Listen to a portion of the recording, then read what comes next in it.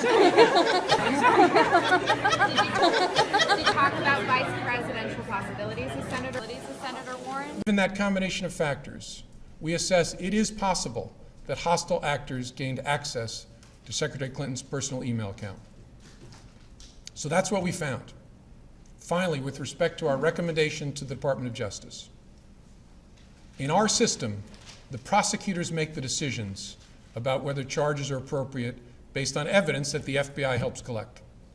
Although we don't normally make public our recommendations to the prosecutors, we frequently make recommendations and engage in productive conversations with prosecutors about what resolution may be appropriate given the evidence.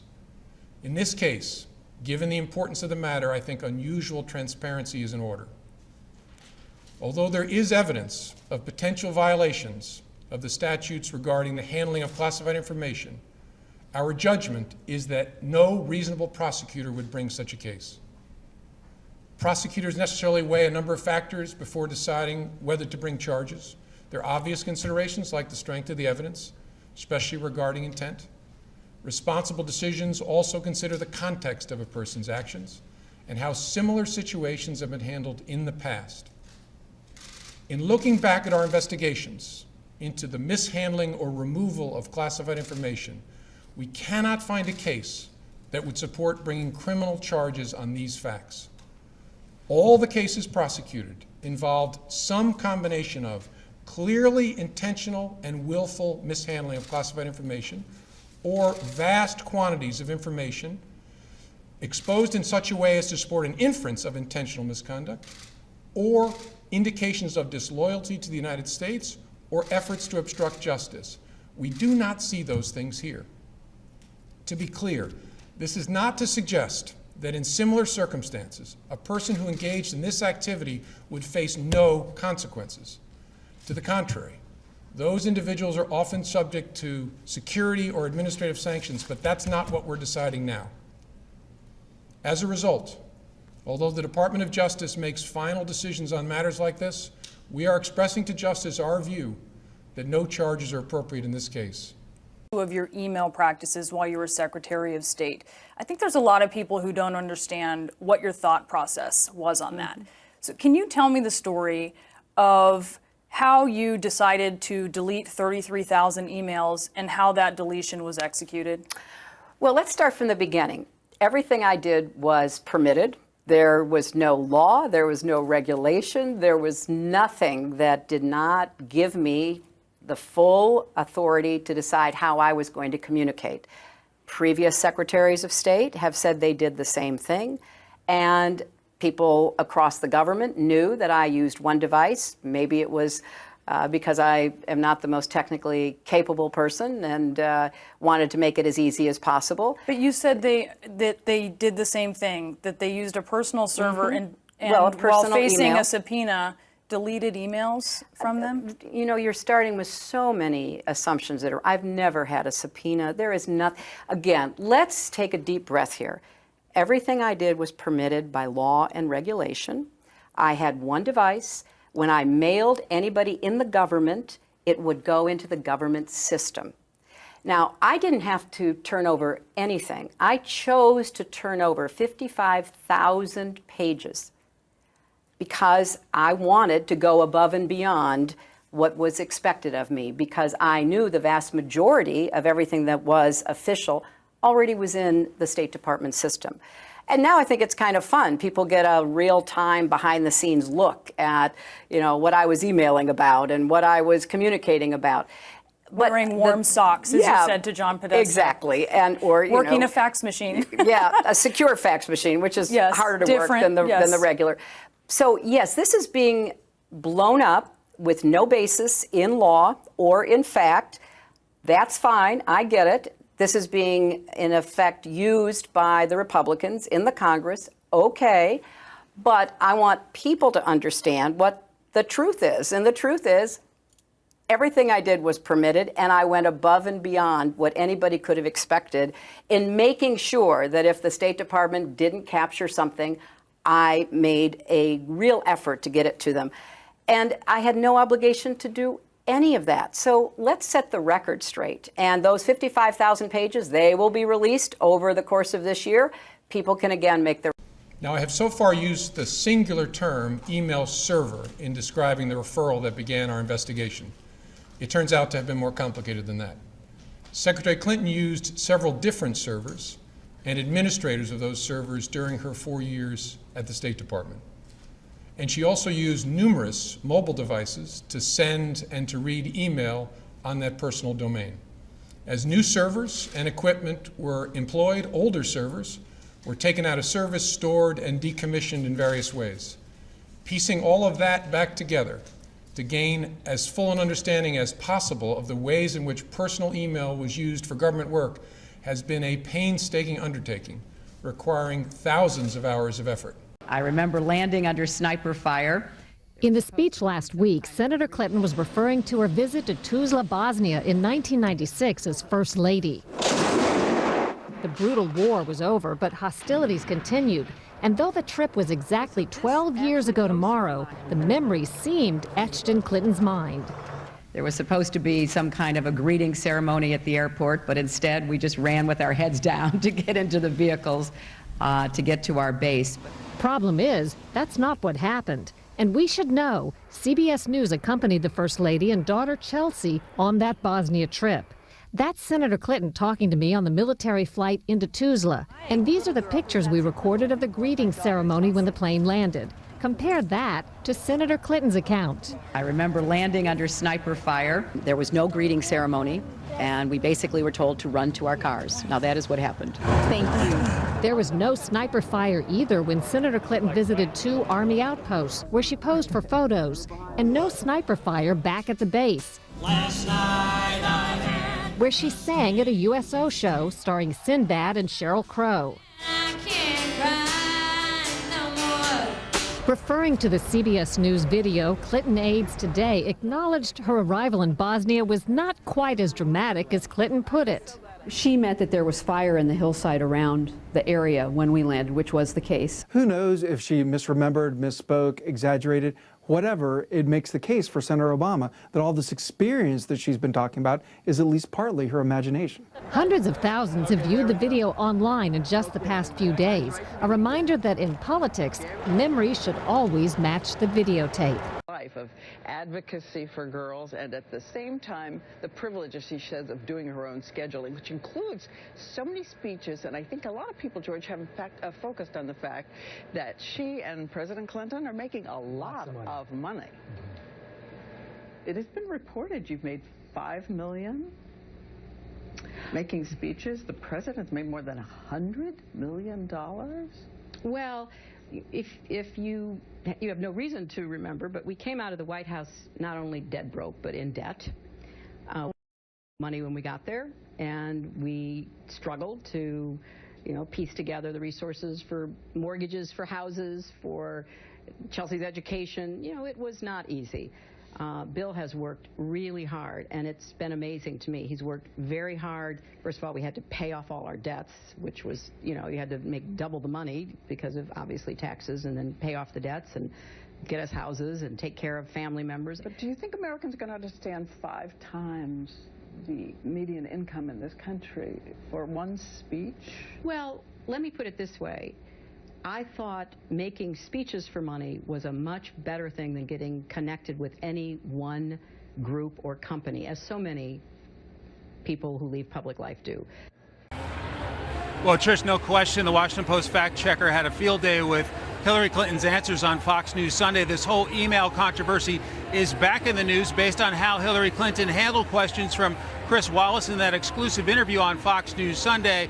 Wallace confronted Hillary Clinton, saying that the FBI Director James Comey said she had not been truthful with the American people. No surprise, Clinton had a different view. Director Comey said that my answers were truthful, and what I've said is consistent with what I have told the American people. That there were decisions discussed and made to classify retroactively certain of the emails.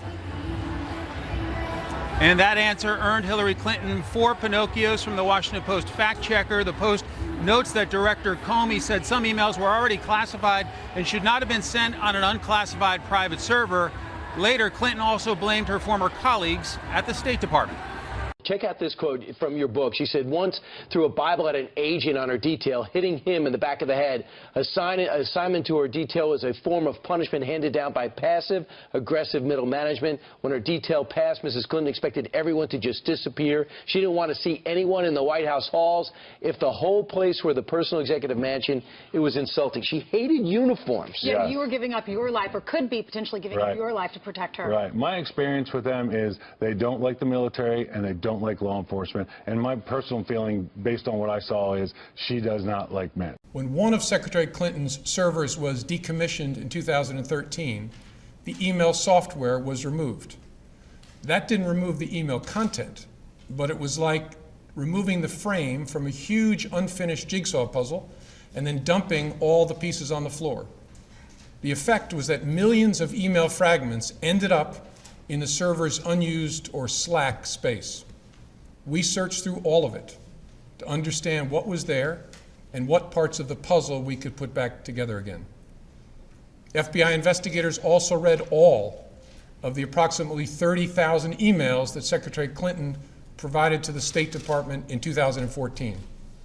Where an email was assessed as possibly containing classified information, the FBI referred that email to any government agency that might be an owner of that information, so that agency could make a determination as to whether the email contained classified information at the time it was sent or received, or whether there was reason to classify it now, even if the content had not been classified when it was first sent or received. Coming out about the FBI pushing to investigate allegations of pay-to-play at Hillary Clinton's State Department before being denied by the Department of Justice. A new report says 3 field offices wanted an investigation launched earlier this year after a bank alerted the FBI to the so-called suspicious activity of a foreign donor to the Clinton Foundation. It also shows a top Clinton aide assisted the charity in its hiring while she worked as a senior official in the State Department.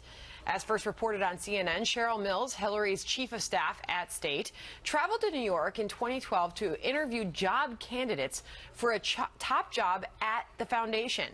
When pressed for an explanation, Clinton's campaign says, quote, Cheryl volunteered her personal time to a charitable organization, as she has to other charities. Cheryl paid for her travel to New York City personally, and it was crystal clear to all involved that this had nothing to do with her official duties. The idea that this poses a conflict of interest is absurd. And the State Department insists Mills' trip to the Big Apple was for, quote, personal travel, and that Mills paid for it herself. Search through the Clinton Foundation's website and you'll find yourself a long list of donors, ranging from the average Joe donating just $250 or less, all the way north of $25 million and everywhere in between. But look a little closer and you'll see donations from governments and heads of state from authoritarian regime nations with long-standing human rights abuses. Countries like Saudi Arabia, who donated between $500,000 to $1 million to the Clinton Foundation just weeks before she was sworn in, found themselves with huge arms deals with the Clinton State Department. The Saudis were able to purchase advanced fighter jets from Boeing, a deal worth nearly $30 billion. The Gulf nation donated nearly $10 million to the foundation, leading up to Clinton taking the job as Secretary of State. Other nations include Kuwait, the United Arab Emirates, Oman, Qatar, and Algeria, just to name a few. Any of the additional work-related emails were intentionally deleted in an effort to conceal them in some way. Our assessment is that, like many email users, Secretary Clinton periodically deleted emails, or emails were purged from her system when devices were changed. Because she was not using a government account or even a commercial account like Gmail, there was no archiving at all of her emails. So it's not surprising that we discovered emails that were not on Secretary Clinton's system in 2014 when she produced those 30,000 some emails to State. A little bit of the official Clinton campaign statement, which says, quote, "There's simply no one better at taking the fight to Republicans than Debbie, which is why I am glad that she has agreed to serve as honorary chair of my campaign's 50-state program to gain ground and elect Democrats in every part of the country, and will continue to serve as a surrogate for my campaign nationally in Florida and in other key states." Translation, Chuck, if you read between the lines there, that's essentially an acknowledgement that there was a deal struck here, that the Clinton campaign saying, hey, you can stay on as honorary chair, but you need to step down because this is becoming a big distraction based on. After the attack on the facility in Benghazi, you mentioned Cairo. It was interesting what else Ms. Nuland said that day. She said, if pressed by the press, if there's a connection between Cairo and Benghazi, she said this: there's no connection between the two. So here's what troubles me. Your experts knew the truth. Your spokesperson knew the truth. Greg Hicks knew the truth. But what troubles me more is I think you knew the truth. I want to show you a few things here. You're looking at an email you sent to your family. Here's what you said. At 11 o'clock that night, approximately 1 hour after you told the American people it was a video, you say to your family, 2 officers were killed today in Benghazi by an al-Qaeda-like group. You tell the American people one thing, you tell your family an entirely different story. Also, on the night of the attack, you had a call with the president of Libya. Here's what you said to him. Ansar al-Sharia is claiming responsibility. It's interesting, Mr. Katala, one of the guys arrested and charged, actually belonged to that group. And finally, and most significantly, the next day, within 24 hours, you had a conversation with the Egyptian Prime Minister. You told him this: we know the attack in Libya had nothing to do with the film. It was a planned attack, not a protest. Let me read that one more time. We know, not we think, not it might be, we know the attack in Libya had nothing to do with the film. It was a planned attack, not a protest. State Department experts knew the truth. You knew the truth. But that's not what the American people got. And again, the American people want to know why. Why didn't you tell the American people exactly what you told the Egyptian Prime Minister? Well, I think scientist that was recently executed. Now, of course, I'm not going to comment on what he may or may not have done for the United States government. But in the emails that were on Hillary Clinton's private server, there were conversations among her senior advisors about this gentleman. That goes to show just how reckless and careless her decisions was to put that kind of highly classified information on a private server. And I think her judgment is not suited to keep this country safe. So I represented that guy. It was a fascinating case. It was really an interesting case. This guy was accused of raping a 12-year-old. He was the daughter of the family he was living in Springfield. He lived on the other side of the tracks in Springfield. And the guy was from Green Forest. His family still had a little farm. And he was one of these rootless folks who wasn't going to make a living on the land, and he was kind of around. Ended up in Springfield looking another place over there. Of course, he claimed that he didn't. All this stuff. He took a lie detector test. I had to take a polygraph, which he passed, which forever destroyed my faith in polygraphs. So that was my, I had a lot of fun with him. But anyway, I did some of that. How did it turn out? Oh, he plea bargained. We got him off. It was time served in the county jail. He'd been in the county jail about 2 months. I don't know who created Pokemon Go, but I'm trying to figure out how we get them to have Pokemon go to the polls. Did you talk about vice presidential possibilities as Senator?